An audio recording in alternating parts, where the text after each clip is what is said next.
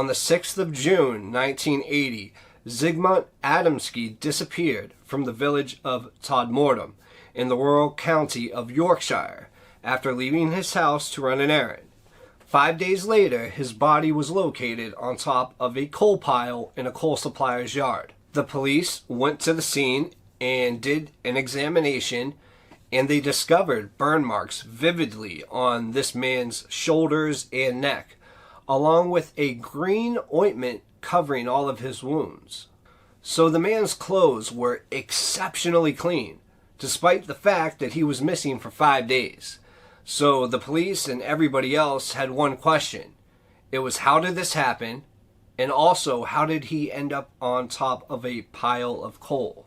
Now, a very strange aspect of this man's discovery was that there appeared to be no footsteps leading up to the coal pile or into the coal itself. Yet he was laying on top of it, so how did he climb up the coal pile without leaving any footmarks in the coal? So after this, police, they spoke to the owners of the coal yard, and the last person to be in the yard was the coal company's son. And he told the police that he'd been there in the morning until about midday, and that he saw nobody on a pile of coal, at least at that point. After this, Mr. Adamski's body was transported to the local hospital, where a pathologist determined that his death had occurred between 11 and 1 p.m. that day. But the strange burns on his body and neck occurred 2 days before his death. The coroner, James Turnbull, said what led to his death could not be answered, but determined that he did die of a heart attack due to shock and fright, and his face at the time of his death had been contorted in fear. So for the pathologist and the police, the circumstances of the man's death were a complete mystery. Plus, they had no idea where he had been for several days since he left his house and what that strange ointment on his wounds were. It could just not be explained. This case was never solved any further after that. So how did he get on top of that coal pile? And more importantly, what caused his face to be contorted in fear when he died? But there is an addition to this unexplained story. There was a policeman, Mr. Alan Godfrey, and he had been the first to arrive at the scene in the coal yard. And a few weeks after this, Mr. Godfrey was on a night shift when something very strange happened. So he was out searching for cows that went missing from a farmer's field, and he could find absolutely no sign of them. So he was sitting back in his patrol car when suddenly a large object appeared on the road right ahead of him. It was very big, and he first thought that it might be a bus that broke down, but the lights on the object looked strange to him, and at that point he kind of realized this isn't a bus. So he decided to radio for backup before leaving his vehicle to investigate. But he found that his police radio would not work. And at this time he started to feel very uneasy, so he remained in his car. And later he was shocked to discover that nearly an hour of time had passed by that he could not account for. And even stranger, the sides of his boots now looked like they had been dragged along the ground, and the soles of his shoes were ripped apart.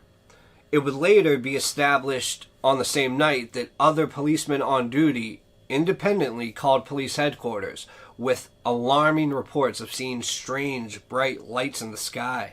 And they were looking up and they saw these strange lights in the sky descending into the valley. And even a member of the public who was out driving that night also called police with the same description, and they were very concerned, to say the least. So as for the missing cows, they were actually later discovered in a field which they did not belong, but this field was locked with a padlock gate, and the ground in the field was very muddy, but oddly enough there were no hoof prints from the cows. So how could the cows have entered the field without leaving any prints from their hooves, and how did they enter a locked field? It was almost as though, perhaps like Mr. Adamski too, they had been dropped there from above. So the policeman, Mr. Godfrey, he was so disturbed by all of this that he visited a hypnotherapist who specialized in regression therapy, which is taking a patient back into a past event. Now, Godfrey was particularly uneasy about the missing time that he still couldn't account for.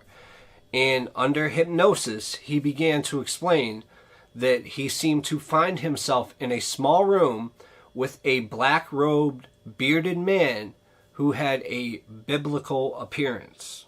Also, this man was accompanied by a huge black dog and other smaller creatures that were the size of 5-year-olds and had like robotic movements. Very strange stuff. Now, if you look at all this evidence, it seems that a person with rationale in their head might seem to say that they were dropped. And that is the only way there could be no footprints up to the coal or no hoof prints in the mud. But also it was this next thing that really solidified for me that this actually could be aliens or something that's, as of this point, to us, unexplained. And it was that the ointment found on Mr.